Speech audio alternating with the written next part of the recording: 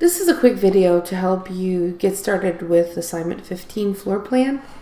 We can use the same file that we created in 14, and in fact at the end of assignment 14 we created a template file called GM. So if you go up to new drawing, you will get these templates. If you want to start from scratch and use the ACAD DWT or ACAD template, you would have to create all of the layers and set up the dimensions like we did in assignment 14. If you want to avoid all of that, you can go back to that GM template that we created, and actually becomes kind of the default for the next file that you create. It will then start the file already with that title block that we used. Now that title block, or that border in assignment 14, was an 8.5 by 11. I erased it from here because this floor plan, although it can be 1/4 inch equals a foot scale, is too big to print on an 8.5 by 11 sheet of paper. So I just took that border out that we created in assignment 14, and I'm using the same layers here and dimensions and text height. I did change the text height for the title to be a little bit bigger, but I think this height of 6 inches will work. If you want to make it a little bit bigger, you know how to do that now. You can, as a review, start the line tool, pick a point, pull your mouse to the right and type in 52, and then don't forget the apostrophe 6. That's it. So 52 apostrophe 6 would be 52 feet 6 inches. You don't have to type in the dash or the inches. Keep in mind that we did type in for assignment 14 the word units, and we changed our length type here to architectural. In order to type in the apostrophe for the 52 feet, or the apostrophe 6, we'd need to make sure that our units are changed to architectural here. Okay, I didn't put this floor plan together, but it looks like a pretty good one. The dimensions on the far left do add up to this 36'2" on the right hand side, although these two walls are not in line with each other, so you want to be careful of that, so make sure that you watch your dimensions here when you're working with offsets. The outside walls, you can see here, are 8 inches, but there's nothing that says what the inside walls are. But when I started to work with this door, it looks like 5 inches for this wall depth is a good amount. The 5-inch walls for the interior walls, just these 3-4 walls right here, are going to be 5 inches.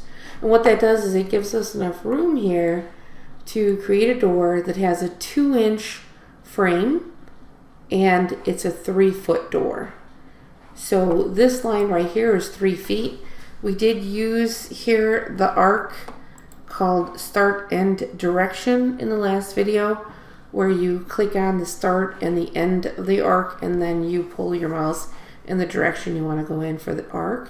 So you'll use offsets and layers to work with here the walls. You can also use trim, and I like to use fillet with a radius of 0. So if you have a lot of lines and you just want to clean up a corner, you can start the fillet command and pick multiple, and then pick radius and type in 0. That way you're going to be able to select here 2 lines and have the corners cleaned up right there. So I use that for a lot of these different intersections. I'm not done with this yet. I just wanted to get this started for you. I still have these walls down here at the bottom. I did create the offsets for the door openings. So the topic here that I wanted to talk to you about is about creating a block of this door. We know that the door that's inside the 5-inch wall is going to have a different size frame. So we'll just draw that individually, and then draw this one here to be the main door that we'll create a block of. This is so that you can get the experience of creating a block of the existing objects that you have in your drawing, so that becomes something you can use over and over again.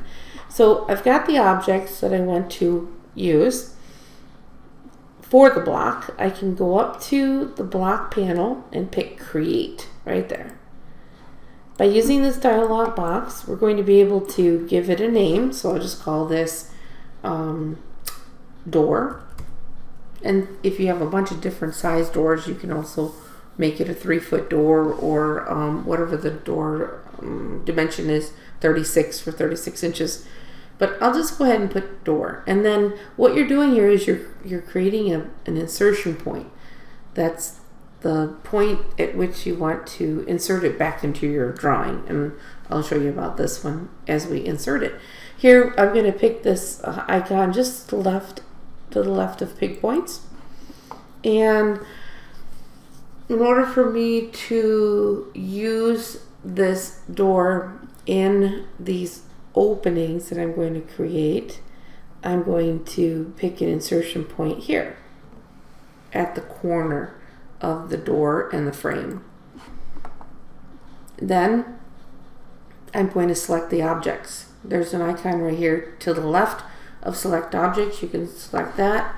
And now I want the door and the arc and the little pieces that make up the frame. So whether you decide to have a door that's just one line, it's a better plan if you create this little 2-inch frame right here, so that you can bring in the door opening plus the door frame. Once you select the objects that you'd like to use as your block, you can press enter and it'll bring you back to the block definition dialog box. And there's your little picture of the door. It's going to convert the original objects to a block, and then go ahead and pick OK. So now this object, see that, is now a block reference, and there's the insertion point right there. So now I have these other 2 openings. I can go to block and go to insert. When I go to the down arrow, there's my door right there, along with other blocks that I brought in assignment 14 because I used it as a template. If you don't see these other blocks, maybe you started assignment 15 with a blank drawing, which would be fine. You'd only see this door then. I'm going to go ahead and click on door. And now it comes into my drawing at that insertion point that I created. Now I could use rotate down here to rotate it before I insert it, but I'd like to show you how to use grips to rotate these blocks. So I'm going to go ahead and click here for the insertion point. Now I want to rotate it. I'm just going to select the block, pick inside this blue grip, right click, and pick rotate. I showed you that on the last video when we brought in the furniture.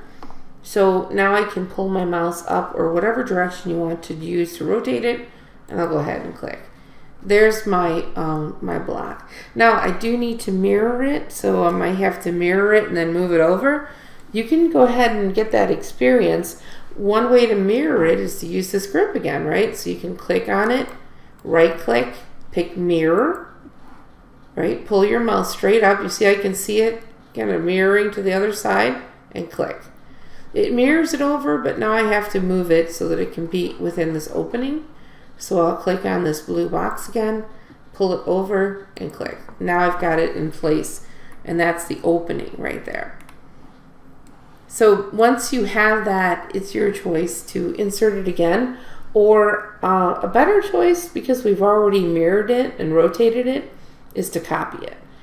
So you can select it and go up to the modify panel and pick the copy icon. Click on the insertion point, or this point right here at the frame. That's where you want to pick it up, because now you're using copy. Bring it over here to where you want to put it and click.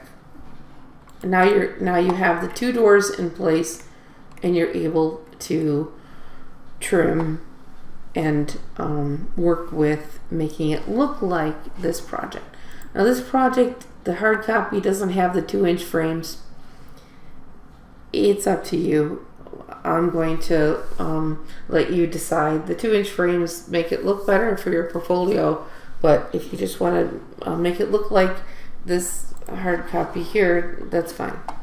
So the idea of this video is to show you that you can create your own blocks. When you're inside a drawing, you can create your own blocks, and now other people, like we talked about before in the network of people that could be in a company, would use the Design Center to pull those blocks out and use them in other drawings.